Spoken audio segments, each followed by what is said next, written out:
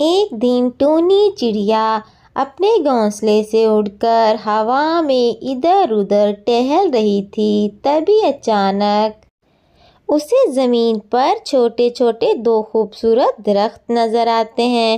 وہ بہت خوش ہوتی ہے کہ یہ درخت اب بڑے ہوں گے اور ہمیں بہت میٹھا اور اچھا پھل دیں گے۔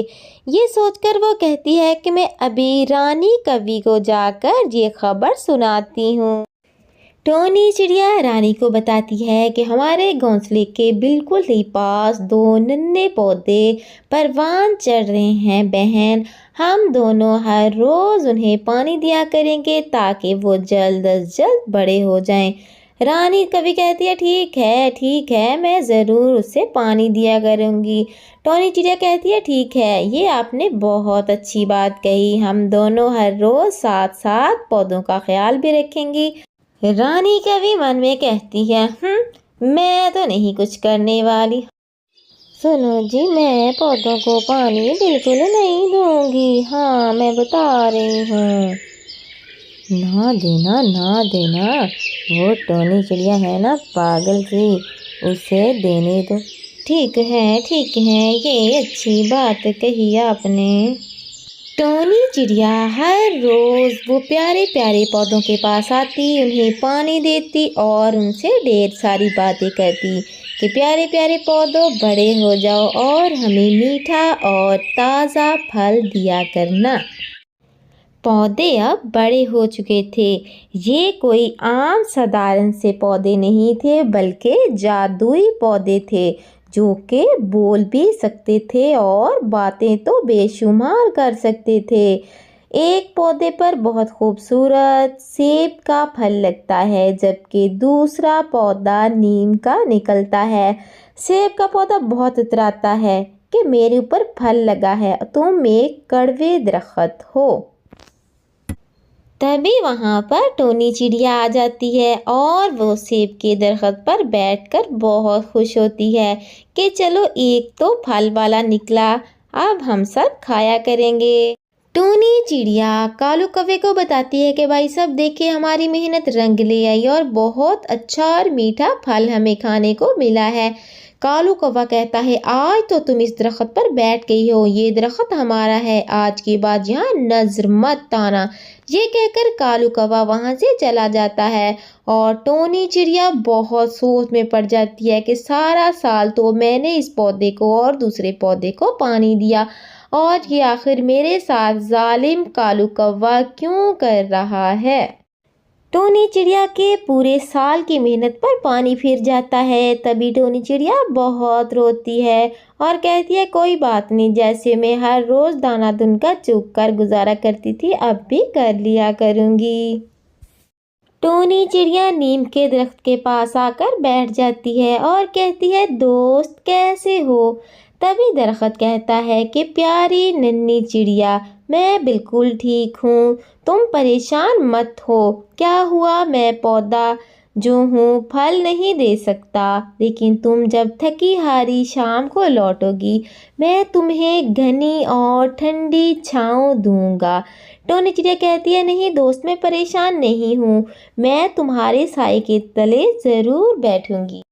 سیب کا پودا بہت گھمنڈی تھا، وہ نیم کے پودے کی ہر وقت بے عزتی کرتا رہتا کہ تم کڑوے ہو، تمہارا کسی کو کوئی فائدہ نہیں، تم مر کیوں نہیں جاتے؟ نیم کا پودا کہتا ہے کہ تم بس کرو، اتنا مت اتراؤ، میں کڑوا ہوں تو کیا ہوا لیکن چھاؤں تو دیتا ہوں، ایک نہ ایک دن سب لوگ میری قدر جان لیں گے اور مجھ سے پیار کریں گے۔ شام کو جب کالو کوا سیب کے درخت کے پاس آتا ہے تو درخت کہتا ہے کہ مالک آپ اس نیم کے درخت کو کاٹ دیجئے، یہ نہ ہو کہ اس نیم کی وجہ سے میرے پھل بھی کڑوے ہو جائیں۔ تبھی کالو کوا کہتا ہے ٹھیک ہے، میں آج شام کو ہی اس درخت کو کاٹ دوں گا، تمہارے پھل میٹھے اور سوادشٹ ہیں، میں اسے کسی قیمت پر بھی گنوانا نہیں چاہوں گا، میں آج ہی اس کا کوئی نہ کوئی بندوبست ضرور کر دوں گا۔ کالو کوا میٹھے اور مزیدار سیب کھانے کے بعد نیم کے درخت کو کاٹنے کے لیے کلہاڑا لینے جاتا ہے۔ راستے میں اسے پیاس لگتی ہے، تبھی وہ ایک ندی پر رک جاتا ہے۔ اچانک ایک پتھر آ کر اس کے پنکھ پر لگتا ہے اور وہ زخمی ہو جاتا ہے۔ کالو کوا ندی کے پاس زخمی حالت میں پڑا ہوتا ہے، تبھی ڈاکٹر چڑیا وہاں سے گزر رہی ہوتی ہے۔ وہ اس کے پیٹ کے اوپر چڑھ کر پہلے تو اس کے منہ سے سارا پانی نکالتی ہے، پھر وہ دیکھتی ہے کہ اس کے تو پنکھ بھی بہت زخمی ہیں، تو وہ سوچتی ہے کہ کیوں نہ اس کا اچھے سے چیک اپ کیا جائے، کیونکہ کوا تو کچھ بھی بول نہیں رہا تھا۔ اب بڑی مشکل سے کوے نے پانی نکلنے کے بعد منہ کھولا تو تبھی ڈاکٹر چڑیا کہتی ہے کہ میں تمہارا ابھی چیک اپ کرتی ہوں، تم سانس لو آہستہ آہستہ۔ رانی کوی کالو کوے کو کہہ رہی ہوتی ہے کہ ڈاکٹر چڑیا نے آپ کے لیے نیم کے پودے کی پتیاں اور نیم کے پودے کا شوربہ پینے کو کہا ہے، لیکن ہم نے تو اس درخت کو کاٹنے کا سوچا تھا اور اسے بہت برا بھلا کہا ہے، تو مجھ میں تو اتنی ہمت نہیں کہ میں وہاں جاؤں۔ تبھی کالو کوا ہائے ہائے کرتا ہے کہ میں مر گیا، میری جان درد سے نکلی جا رہی ہے۔ رانی کوی بہت پریشانی کے عالم میں سوچ رہی ہوتی ہے کہ وہ اب جائے یا نہ جائے، کیونکہ اس میں اتنی جرأت ہی نہیں ہے کہ وہ اس درخت کا پھر سے سامنا کر سکے۔ تبھی وہاں پر ٹونی چڑیا آ جاتی ہے، جو کہتی ہے کہ آپ فکر نہ کریں، میں اس درخت کے پاس جاؤں گی، وہ میرا دوست ہے، وہ ضرور اپنے پتے دے گا۔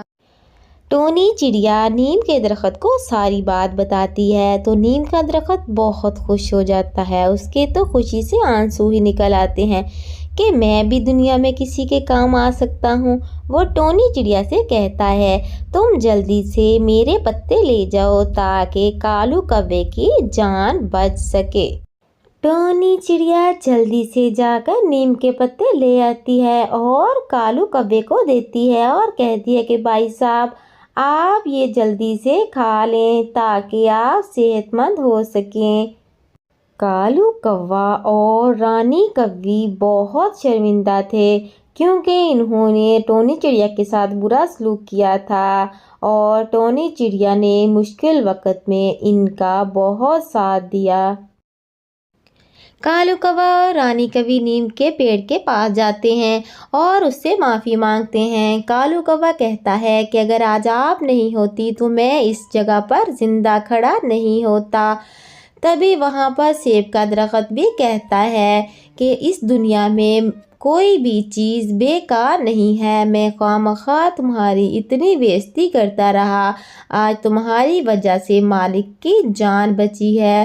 اس طرح ٹونی چڑیا بھی سیب کا پھل کھا سکتی تھی۔ اب سبھی پنچھی ہنسی خوشی رہنا شروع کر دیتے ہیں۔